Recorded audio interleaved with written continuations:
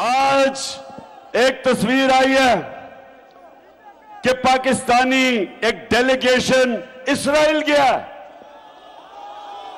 पहली दफा इस्राइल गया है। उसमें एक पाकिस्तान टेलीविजन में काम करने वाला डेलीगेशन में तनख्वाहदार वो भी शामिल है। तो अब क्या होगा जब अमेरिकनों के गुलाम ऊपर बैठ जाएंगे? ये हर वो काम करेंगे जो अमेरिका से हुक्म आएगा। रूस से सस्ता तेल भी नहीं लेने देंगे। आईएमएफ के कहने पे कीमतें भी बढ़ाएंगे। हिंदुस्तान से समझौता करके कश्मीरियों को बेचेंगे। कश्मीरियों ने जो कुर्बानी दी उसको बेचेंगे।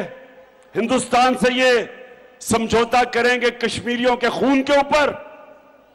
इस्राइल को भी ये तस्लीम करने जा रहे हैं।